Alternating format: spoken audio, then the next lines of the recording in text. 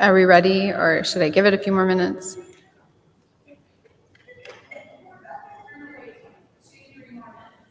Okay, sounds good.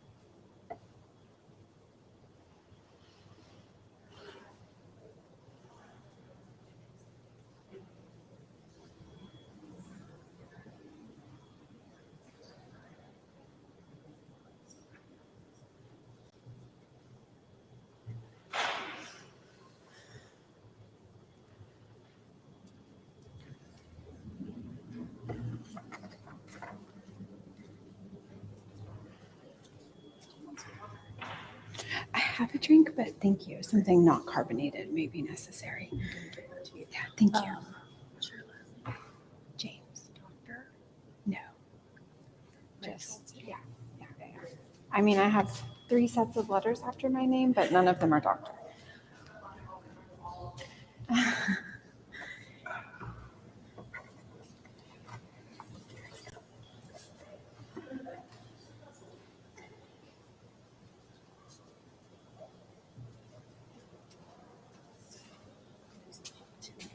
Okay, go ahead. Hi, everybody. We want to go ahead and get started tonight and welcome everybody and our online viewers to our last of our 3 mental health seminars. We're excited that you're here and excited that you're watching online. We have Rachel with us tonight, and we're excited about her conversation with us about suicide and mental health. So we're going to go ahead and let her get started. So thanks again for coming, and take it away. Thank you so much. So my name is Rachel James. How many of you guys work in schools or with students too? And I know you and I talked previously, and you have family in the school system. So just kind of a quick preface, this presentation is geared more towards educators, so you two are in luck. But it does have a lot of good information on like warning signs, risk, what to do, that kind of stuff. But just keep that in mind as we go through, that it is geared more towards teachers and school staff, and I will be talking through that lens. Okay, so my name is Rachel James, and I live in Grand Prairie. I work for the Center of Integrative Counseling and Psychology at their main office and at their location in Arlington. So unfortunately, I have had quite a bit of work working with teenagers and suicide. At my previous job, I lived in Victoria, Texas. I don't know if anybody knows where that is. It's on the coast in between Corpus and Houston. And so while I was there for 2.5 years. And in the time I was there were about 6 suicides that happened in the school district. And 4 of them were pretty tragic. They were all from the same friend group. And so it was really difficult. It was at the middle school, and so it was really hard. But I did go in and do crisis counseling in the schools, as well as doing counseling at our private practice, where I would meet with the students after the time happened. So I do have quite a bit of experience working with teenagers in suicide. So hopefully I can help you guys out as we move through. There will be a Q&A at the end, but if you have a burning question, feel free to raise your hand, okay? All right, so first, we're going to start off with the teenage brain. We're going to start off with the foundation of why teenagers act with impulsive and emotional decisions. I know some of you may not be into the science of suicide, but it makes a big difference in how we're able to help kids when we first understand what they are developmentally capable of doing. Oh, it's the wrong slide, but we'll get back there. Sorry, there's 2 of them that say teenage brain on them. So I'll just back up whenever we get there. Okay, so these are the parts of the brain that are involved in decision making. We have the ventral striatum, which is the reward center. This part of the brain drives us to repeat behaviors that provide rewards, such as money or treats. In adolescence, this part of the brain functions more with immediate gratification, which is why we see teenagers responding well or gravitating towards activities that give them that instant gratification. And researchers see an increased activity in this area of the brain when they're confronted with a risky decision, and this part tends to shout louder than the rest of the brain when it comes to making choices in general. Next up, we have dopamine, the feel-good chemical. Everyone likes this. The brain releases this chemical when we do something that makes us feel good, whether it's receiving a compliment from a teacher or a loved one, or finding a $20 bill. Dopamine levels generally peak during adolescence, and it drives a lot of those impulsive behaviors. Then we have the prefrontal cortex, which is the master planner. Sort of like a conductor in an orchestra. It gives instructions and enables chatter among different brain regions. It guides how we think and how we learn step-by-step procedures. Children as young as preschoolers rely on the prefrontal cortex when it comes to learning. Think about tying your shoes and how the prefrontal cortex helps with step-by-step process of doing that. Unfortunately, during the teenage years, you're also gaining independence, and you don't want to listen to the authority figures that are there to help you with those step-by-step procedures. So you can see kind of in the diagram, the different, like the darker the color, the more prevalent it is in that stage of life. So in children, it's hardly there at all, right? Super light. And then as we move into adolescence and teenage years, you can see that that reward center really lights up because the brain develops from the bottom to the front. And so then in adulthood, that very front part of us, the prefrontal cortex that makes a lot of those decisions, comes into play. So the adolescent is kind of locked in a tug of war between the prefrontal cortex and the ventral striatum. And although teens can make good decisions in the heat of the moment, the reward system can outmuscle that master planner. In fact, teenagers seem to have this pull towards reward, what they deem reward anyways. The plus side is, this is totally normal development. The pull towards reward encourages children to leave the protection of their parents and start exploring the world on their own, an incredibly necessary step in gaining independence, as much as we hate it. Okay, then we have the pruning and maturing of the brain. So we have axons, which allow the nerve cells to talk to each other. During the teenage years, fatty tissue begins to insulate the axons and begins to let information zip back and forth with precision and without any interference. These also help build the network that connects that prefrontal cortex to the rest of the brain, allowing the prefrontal cortex to send messages through the brain with that speed and precision. So this is a fun part as I'm a new mom. I have a daughter who is just under the age of 2, and obviously I am expecting my next one. And so one of the things that I've learned through childhood, I don't know how many of you guys have small children or interact with them often, but eating a healthy diet at a young age, so whole fats, cheese, yogurts, that kind of stuff, can help with setting the foundation of building those fatty tissues that allow the brain to work better and more efficiently. So this whole process of having a well-rounded teenager starts at 0. And so don't worry, if you haven't done that, you're totally fine, but it can all be worked on. But setting that foundation can be super important if we want to see them be able to make faster, better, less impulsive decisions down the line. Okay, so the synapse is the dock between nerve cells that the signals are passed through. These are chemical and electrical signals. And then we have synaptic pruning. The brain begins to discard information it no longer deems relevant. So from ages 0 to 3, the brain makes endless connections. Then beginning in adolescent, the brain begins to discard many of those connections in favor of things it decides is more useful. Think of like an artist that has gathered a block of marble and is now chipping away at it. So the whole process is important because in the teenage years, we now have a developing brain that can make decisions and be rewarded for it, even if they're bad ones. So here's where that video is supposed to play.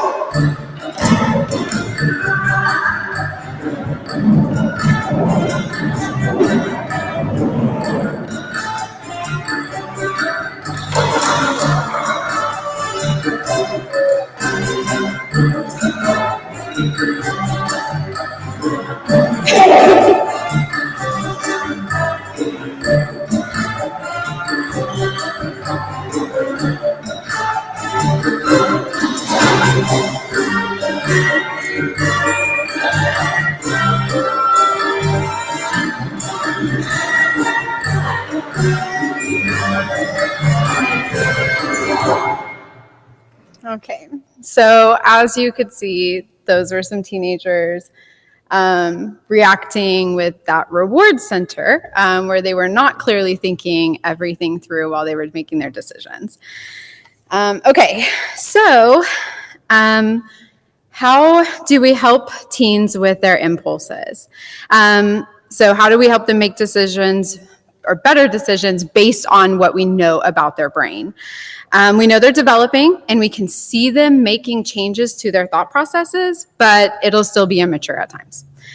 All right, so first up, we discuss consequences. Help link impulses with facts. This helps the brain begin to make the connections that help in decision making. Reminding them of their part in their choices. Teenagers are resilient and competent. Sometimes they get so caught up in the moment, they have trouble seeing that they have the power over changing their situation. It's helpful to remind them of times they were devastated and still made it through or realized that it was for the best. Be familiar with what they like. It doesn't mean you have to play hours of video games or watch YouTube. You can if you want. But showing them that you're interested in things that they are interested in can show that they matter to you and can help in building that bonding and trust. Ask how you should respond. So sometimes adults tend to jump to conclusions or give advice or direction. It can be helpful to just ask a teenager or an adolescent what they need from you, just a listening ear or actual advice and direction. We tend to act or say what we think is best, but it can actually push them away because they feel like we're no longer emotionally safe, right? They come to us with a problem, and whenever we just immediately turn around and offer advice or a different option, it can sound dismissive. Sometimes it really is better, but sometimes it can come across the wrong way. Okay, so this next part is why I'm here, right? Suicide. So how do we help teenagers and kids stop making a permanent decision to a temporary problem? So, what is suicide? Merriam-Webster's defines it as the act or an instance of taking one's own life voluntarily and intentionally. So the wording in here is really important. Remember that suicide is a conscious act. And although we seek blame and reasoning after the fact, the bottom line is the person chose to do this. Even if they were young children and didn't fully understand the gravity of their choices, they still chose it. And it's important to look at this objectively. So suicide happens in every age group. The youngest age group being kind of consistently reported is age 5. And the highest rate of suicide is in white males over the age of 65. Suicide rates are highest in teens, young adults, and the elderly. That one sometimes catches people off guard. A lot of elderly suicides are actually ruled as old age or accidents, more to honor the deceased. But a lot of times elderly have lost family members, they've lost their friends, their children no longer need them. And so, unfortunately, sometimes they do choose suicide. And then 123 suicides happen every day. For children, the statistic is different. It may look like more of every 1 in 5 days. This is an average based on a 2018 study. Children are defined as ages 5 through 10. Most studies begin looking at data around age 12. These numbers do not fully reflect reality. They do not account for failed attempts, and some completed suicides are ruled as accidents. So what are the warning signs? Talking about suicide. Saying statements like, I wish I were dead, I wish I were never born, no one would miss me, and the obvious, I'm going to kill myself. Having the means to complete suicide. Do they have guns at home or any access to pills? Guns in the home should always be addressed because this is Texas, and the odds of owning one are higher among teens. In Texas, guns are the second leading cause of death among children. In fact, studies have shown that kids know where they are hidden in the house, despite the parents' efforts. And over 80% of adolescent suicides happen by firearm using a family member's gun. The best prevention for prevention of firearm suicide is proper gun storage. And making sure that you're having conversations with the parents of a child that you feel is a high concern for this. So isolating, increased use in drugs and alcohol, a change in normal routine. This can look like a sleep or an eating pattern. Having a child that is just suddenly falling asleep in the middle of the day that doesn't have a history of that, or noticing a decrease in weight or food intake. Risky behaviors, these can look like drugs or alcohol, but it can also be driving recklessly or doing activities that might cause bodily harm. Giving away belongings and writing letters, personality changes like extreme irritability. So the letters I've seen firsthand, so that group of girls that committed suicide in Victoria is pretty tragic. One of the girls, the one that committed suicide first, did it in her backyard and a family member found her. The other two left school, went to the hospital parking garage down the street and jumped. And so that one was really tragic because it was like right after school. And so it was really bad. And so the girls left letters though to their friends. And so luckily, they gave them to the parents, and then the parents knew that we were there to help with counseling, so they gave them to us, and we were able to hold on to those letters and review them with the child at a later date, where they had like processed more of the suicide, processed the death of their friends, and then we were able to go over the letters in a healthier mindset instead of reading them immediately after the fact and then being super emotional with it and making more emotional decisions. So these are some internal factors related to suicide. ADHD was a factor in 60% of suicide attempts. And then probably having something to do with the impulsivity that is a common trait in that disorder. Depression actually only factored 33%. It really isn't that high. Bipolar, because of the similarity in symptoms with ADHD, some children diagnosed may actually have bipolar or actually have ADHD, and then the wrong diagnosis and the wrong medication coupled together can have some devastating consequences.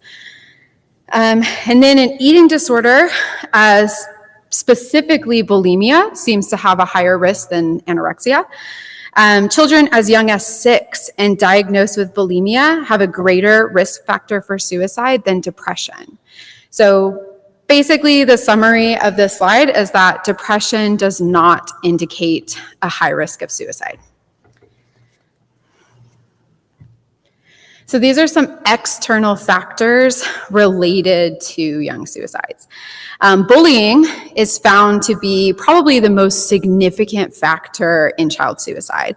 Across the board, this one seems to be like the highest, number one, with adolescents and teens. Part of this is a little bit of a biological reason. As humans, we want to be accepted by our peers, especially in those adolescent and teenage years. So kind of think back to like the Stone Age time period. If you were ostracized or shunned by your group, your odds of survival went down significantly. So there is part of like a pull, a biological pull for us to be a part of a group and be a part of a community. Social media. This is a relatively new phenomenon that has some limited research.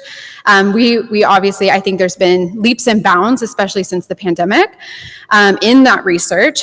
But this is really only a communication platform that's erupted in the last like 15 or 20 years, as mainstream and as popular as it is now. The biggest part of this factoring into suicide is that children cannot get away from the bullying. Not only are they bullied at school, but it's following them home, and there's no real safe place for them. And if parents aren't really staying on the ball with what their child's watching, who their child is talking to, and I'm not saying that you have to like meticulously go through it every single night, but like you need to be aware of what they're doing on social media and who they're talking to in order to help create safe places and boundaries for them, because they're going to have a hard time with that. Physical and sexual abuse is another risk factor. Sexual confusion. This looks more like someone in the LGBTQ community that lives in a hostile or unsupportive family environment. Stressful life events. This can be the breakup or a loss of a close family member. And then someone else in the family also committing suicide is actually a pretty high risk factor. It's something we assess for in our practice, and younger children seem to be more impacted by family conflict. And for teens, it really is more of that peer relationships that have the biggest effect. So these are some additional risk factors. Race. Young Black males have a higher suicide rate than white ones, but across all age groups, white males have the highest rate. And then, young meaning between the ages of 13 and 17. So if that kind of clarifies where we're talking in regards to race. And then the sex, women have more attempts, but men have more completions. Men tend to pick more violent ways to end their life, like hanging, guns, wrecking cars, things like that. Women tend to pick less violent ways and ways that can potentially be reversed, like an overdose. This has a large impact on the completion rates, even though the intentions behind them remain the same.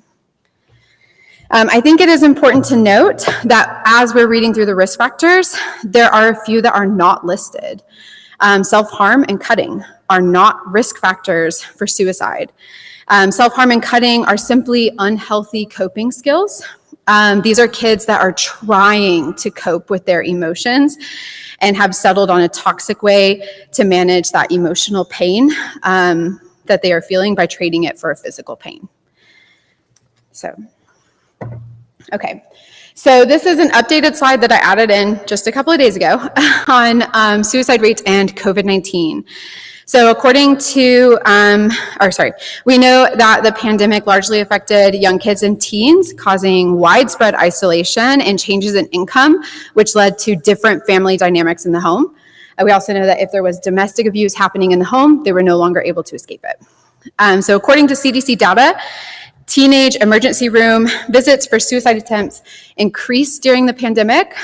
Girls had a 50% increase, which is huge, and boys had less than 4% increase. So this data was collected from May 2020 to March 2021 and was compared to a 2019 study of similar dates. That's how they were able to get those numbers. And so it's important to note that this data was collected on self-report. And girls are often more open to disclosing that information than males. So there may be a skew in the data. Obviously, we would assume that all of it is underreporting. So it may be higher than 50% for girls, and I'm going to guess it is going to be higher than 4%, but we don't have that data because it's all self-report. So there were more attempts over the pandemic, but on a plus, suicide completion rates remain the same, which is good. Earlier, we discussed suicide by firearm and the higher concerns for it because of where we live geographically. During the pandemic, there was a significant sale increase in firearms. And this is correlated with an almost 40% increase of firearm-related accidents in pediatric hospitals, the highest risk being with young males. So I guess as we move into post-pandemic times, be on the lookout for that because the sales have gone up so significantly. Okay, so now let's move into the grief that young suicide leaves behind in their adolescent and teenage peers. Adolescents are more likely to experience sudden and traumatic losses. The three leading causes are unintentional injury, suicide, and homicide.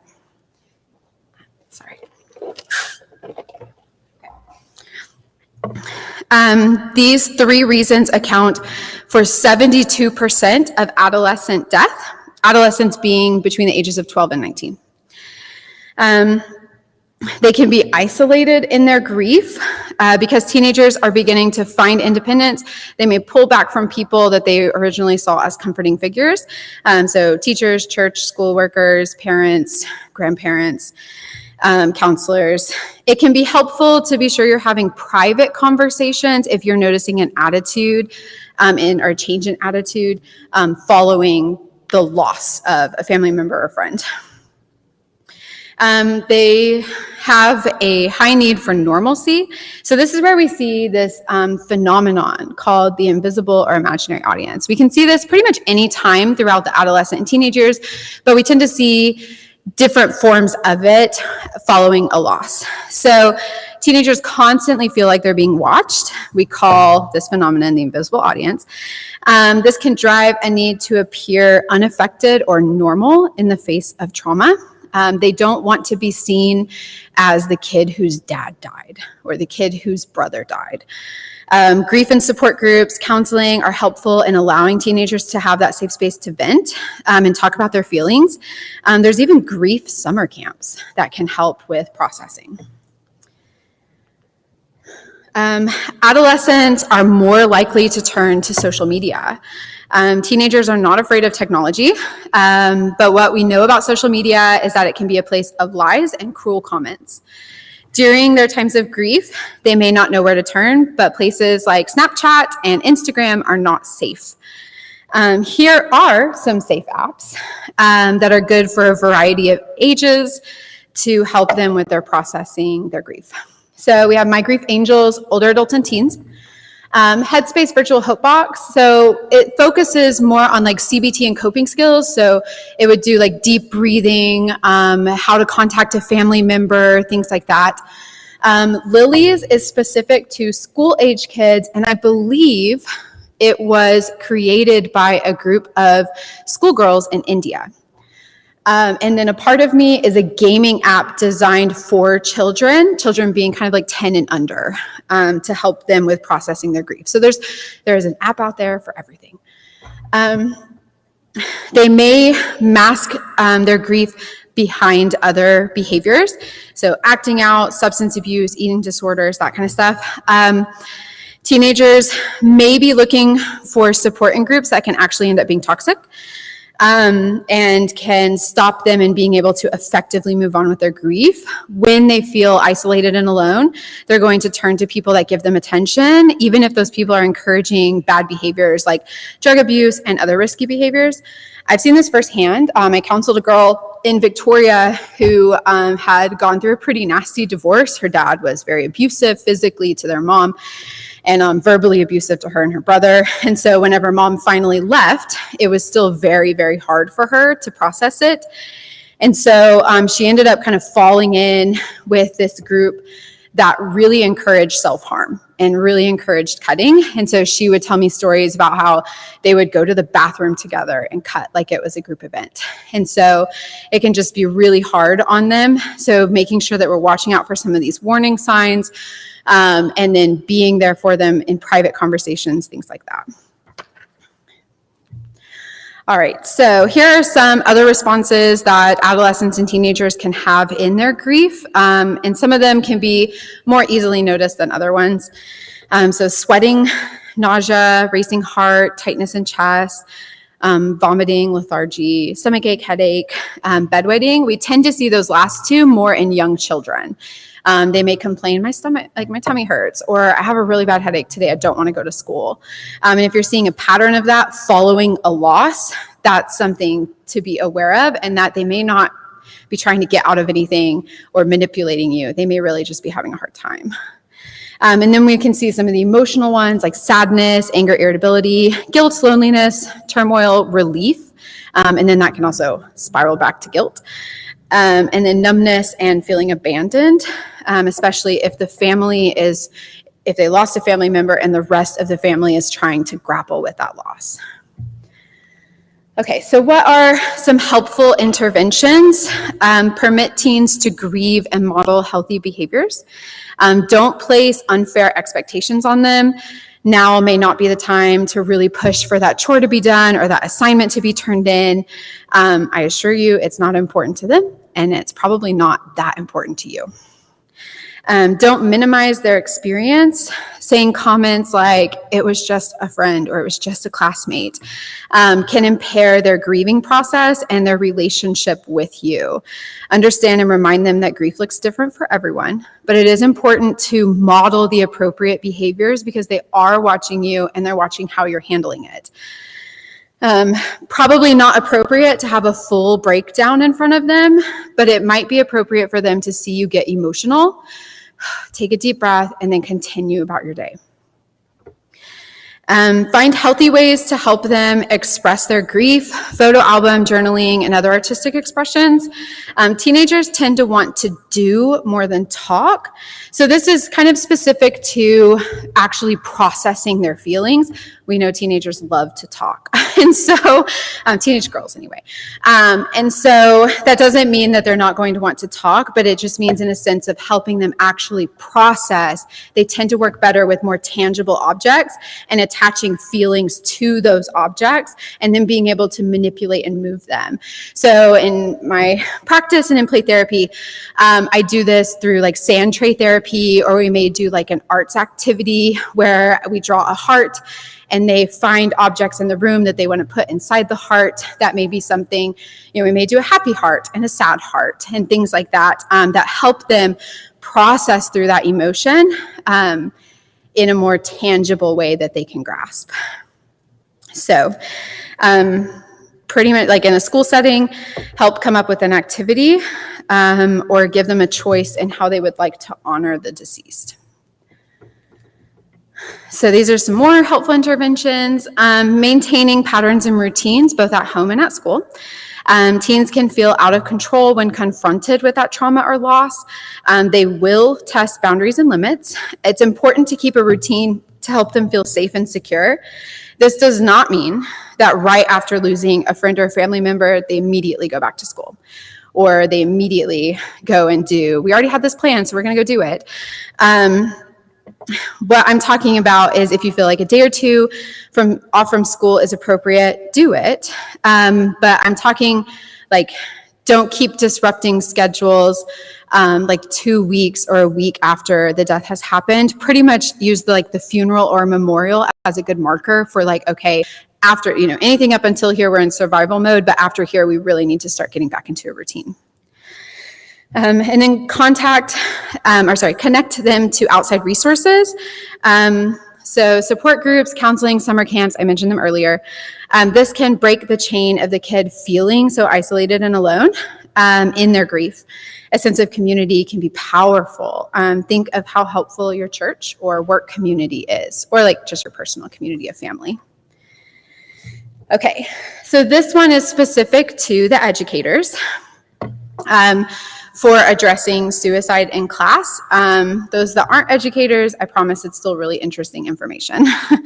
So I was able to find a really cool toolkit in handling suicide in schools, right here. I'm not sure if you have anything like it, but it has everything and covers all topics and resources for anything related to suicide.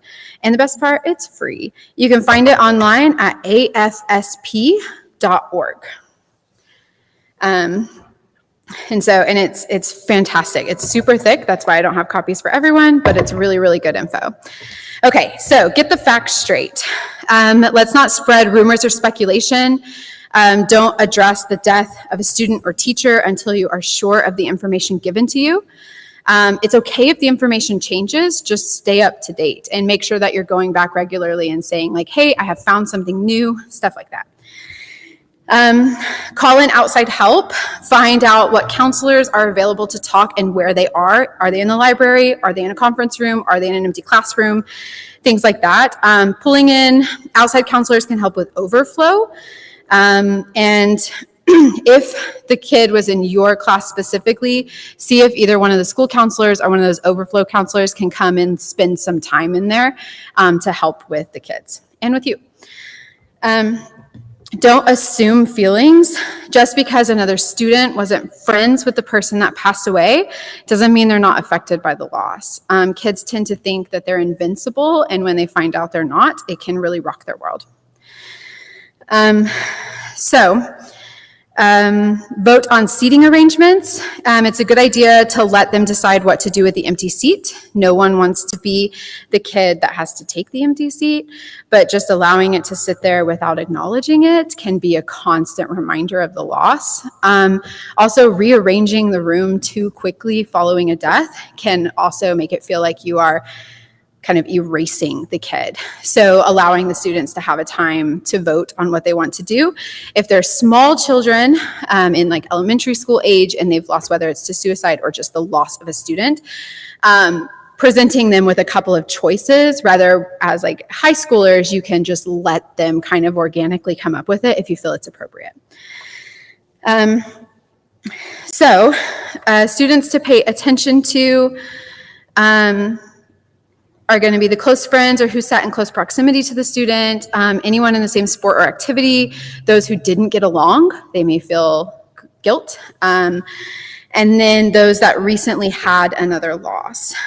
So I was able to talk with a student, I think it was in Highland Park a couple of years ago. There was a suicide there. And so I was able to talk with one of the students that went to the school at that time, and their biggest suggestion was to the school and to teachers was to talk about it. And it can depend on how close you are to the class. If it's a smaller class, you can spend more time talking about it. If it's a larger class, you can spend less. It's important to not let the entire class time be dominated by the topic of suicide. So you can come up with some sort of lesson plan to throw in there, even if it's not important. But when there's an elephant in the room, introduce it.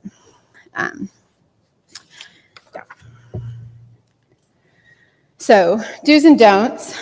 Do listen if a student wants to talk, be empathetic, keep a normal routine, guide discussions, focus on risk factors. Don't take on the role of a counselor. Don't do anything that makes you uncomfortable. Don't guarantee confidentiality. Don't tell them I'm not going to tell anybody else, because that usually never goes well. Don't allow all of class time or an event activity to focus on it. And don't make any kind of assessments or diagnosis. Obviously, someone dealing with the loss is going to have symptoms of depression, and that does not mean that they are diagnosed with a depressive disorder. Does that make sense? Okay, so these next couple of slides are, the next couple of slides are compiled by doing my own personal research. There is no research out there at all for how to help teachers or counselors or school staff for how to deal with the loss of a student. There's none. Everything is about how teachers can help students, how counselors can help students. Nothing is about how they can help each other or how they can be helped in general by the school admin staff. So I was able to interview a school counselor who at the time recently dealt with a suicide in her school, and these were her responses for how she wishes the school would have handled things or things that she thought they did well. So just keep that in mind as we move through the next couple of slides. This is just my own personal research that I did. Okay, so one of the things that she recommended was intentional school support for teachers, so outside resources and any teacher-led support groups. More than one staff meeting. That was one of her big ones, was that the admin staff pulled them in, did a quick staff meeting, and then didn't do anything else to update them on any new information that was coming out. So she was hearing all of this stuff from students and had no idea what was true and what wasn't. Pulling in additional outside help and those resources, having people around that are not or directly affected by the death is helpful for teachers to have someone to talk with.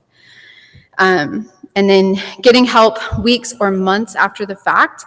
Oftentimes we are so focused on the kids and their needs and who they lost. And the teachers do that, and the counselors and admin staff do all of that too. And then kind of once that phase is over, they're just kind of like, okay, when is it our time to process through this grief? So making sure that there are resources way after the fact. Being sensitive in trainings. So this one she specifically talked about because a couple of months after the suicide, her school did a suicide training.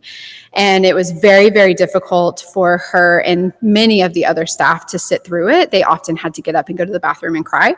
And she kind of couldn't fault the school too much. It was a training that was already on their calendar for the year. It was just kind of unfortunate timing. So she kind of was like, I don't know what else they could do. Either cancel it, move it, change topic, have it earlier in the school year, things like that might be able to help. But obviously it is incredibly hard to plan for these kinds of things. So she said she was a school counselor. And so one of the things was being super extra on top of the teachers that taught the student because their grief is often harder and more complex. And then when suicide is brought up after the death, allowing the students a moment of silence or a chance to talk about it. So no matter the time frame, schools and people will grieve months after the fact. So allowing some time, I can see that we feel like talking about this again. Why don't we take the next 10 minutes of class to address it? And then moving on with the lesson plan after that. So that's all I have. But I would love to answer any questions or anything that you guys have for me about any of the information I presented, whether for teachers or not for teachers or experience, anything like that.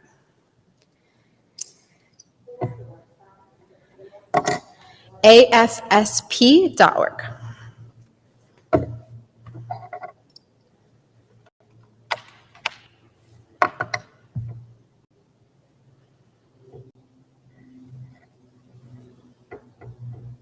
Anybody else? See, a lot of this would apply to a death, not suicidal, but say cancer. Right. Yes, a lot of this is very just kind of general. This is what grief looks like. This is how kids respond to trauma or the sudden loss, or even just loss, even if they were expecting it, right? And so, yeah, a lot of this is kind of geared or can be helpful across the board. But it is also kind of suicide specific because it is also a loss. So.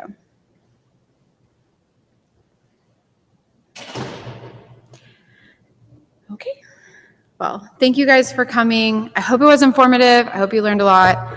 I certainly enjoyed. I know that sounds weird to say because it's about suicide, but I did enjoy it.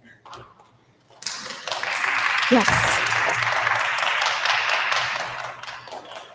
Well, thank you, and thank you for the center for giving all of the lectures over the past couple months. And we want to thank Irving Schools Foundation for sponsoring this and bringing crumble cookies. There are plenty out there, so if you want to grab a handful, you can. We do want to remind you, in May, we do have a mental health fair where we will have family entertainment, but we'll also have lots of different resources from the community that will be here and will be available for anyone who might need to look into some type of resource. So once again, thank you for coming, and we hope you have a good evening.